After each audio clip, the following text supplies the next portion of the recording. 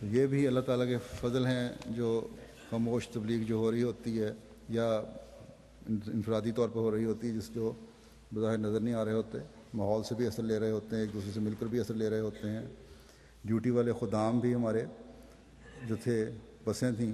مجھے پتہ لگا ایک ایرانی ڈرائیور تھا ایک بس کا، اس کو خادم نے تبلیغ کی، اس کو وفات عیسیٰ کے بارے میں بتایا اور حضرت مسیح علیہ السلام کی آمد کے بارے میں۔ تو یہ موقع بھی ساتھ ساتھ مل رہے ہوتے ہیں، اور یہ بھی ایسے اللہ تعالیٰ کے فضل ہیں جن کے بہترین نتیجے نکلتے ہیں بعد میں۔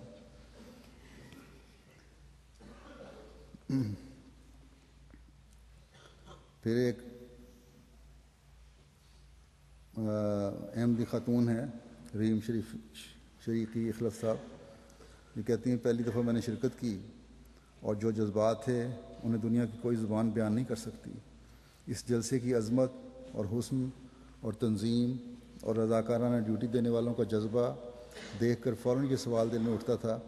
کہ دنیا میں کون اتنی منظم شکل میں یہ کام کر سکتا ہے، اتنی بڑی تعداد کی ضیافت کون کر سکتا ہے، ایک دل پر اتنے ہزاروں ہزار لوگوں کو کون جمع کر سکتا ہے۔ تو اس کا ایک ہی جواب ملتا کہ خدا کا ہاتھ آپ کے ہاتھ کے اوپر ہے، اور وہی دلوں میں محبت اور الفت پیدا کرتا ہے اور وہی کام آسان کرتا ہے۔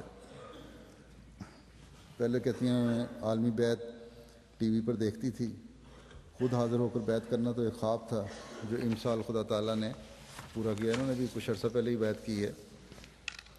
جلسہ گاہ میں بیٹھ کر بیعت کرتے وقت لگا کہ گویا میں ایک نئی دنیا میں ہوں۔ شدت جذبات سے دل کی اور ہی حالت ہو رہی تھی، بدن پر لرزہ طاری تھا، آنکھوں سے آنسو رواں تھے، خدا کی رحمت و عفو پر نظر تھی اور دل میں خوشی کی لہر۔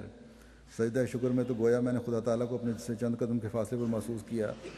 خدا تعالیٰ سے اپنے گناہوں اور تقصیروں کی معافی مانگی۔ ایسے لگا کہ یوم قیامت ہے اور دنیا بہت چھوٹی ہو گئی ہے۔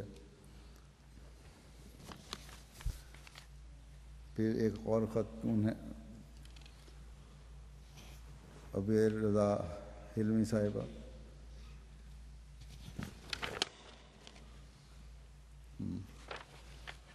کہ جلسے کے آخری لمحات میں شدید جذبات غالب رہے اور میں کہہ رہی تھی کہ جب میں واپس مصر پہنچوں گی تو اہل وطن کو چیخ چیخ کر کہوں گی کہ اے رسول اللہ کی امت، اپنی نیند سے اٹھو صلی اللہ علیہ وسلم،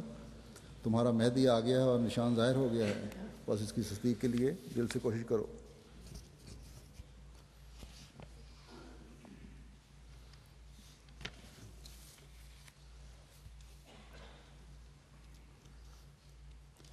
پھر ایک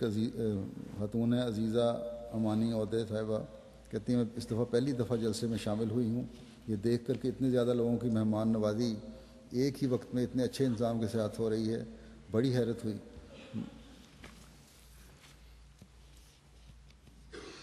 ربیع مفلح عہدے صاحب کہتے ہیں کہ جلسے کوریج کے لحاظ سے بہت بہتری تھی، مہمان نوازی اور حسن سلوک سے بہت متاثر ہوا، اور پورے سال اور جلسے کے دوران دل میں اٹھنے والے سوالات کا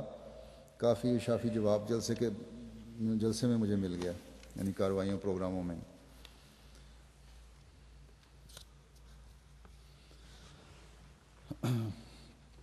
ابراہیم قذق صاحب کہتے ہیں کہ میں نے محسوس کیا کہ یہ جلسہ عربوں کے لیے مخصوص تھا۔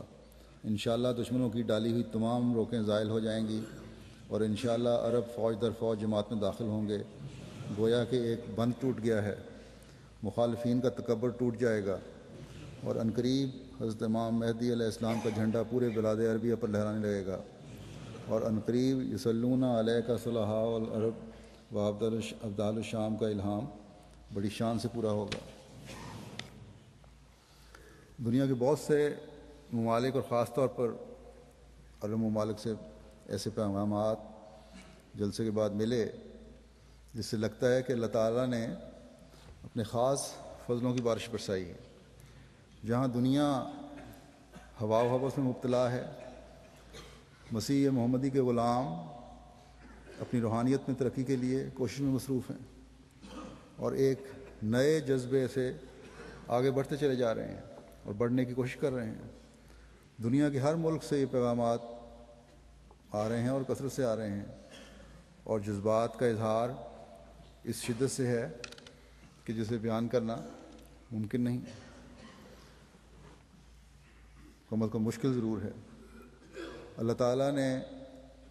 اپنے وعدے کے مطابق حضرت مسیح موعود علیہ الصلوۃ والسلام کی ایسی محبت دلوں میں ڈالی ہے جس کی مثال آج دنیا میں کہیں نہیں ملتی، اور آپ کے ناطے پھر یہ خلافت سے محبت ہے۔ اللہ تعالیٰ اخلاص اور وفا اور محبت میں ہر ایک کو، ہر احمدی کو بڑھاتا چلا جائے، اور ہمارے اللہ تعالیٰ کے انعامات پر جذبات تشکر پہلے سے بڑھ کر ظاہر ہوں،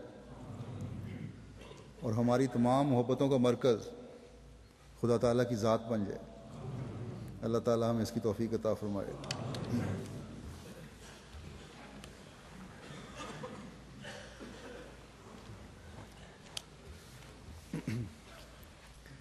الحمد للہ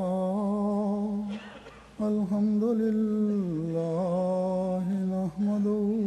ونستعینه ونستغفره ونؤمن به ونتوکل علیہ ونعوذ باللہ من شرور انفسنا ومن سیئات اعمالنا من يهده الله فلا مضل له ومن يضلل فلا هادي له ونشهد أن لا إله إلا الله ونشهد أن محمدا عبده ورسوله عباد الله رحمكم الله إن الله يأمر بالعدل والإحسان وإيتاء ذي القربى وينهى عن الفحشاء والمنكر والبغي يعظكم لعلكم تذكرون اذكروا الله يذكركم وادعوه يستجب لكم ولذكر الله أكبر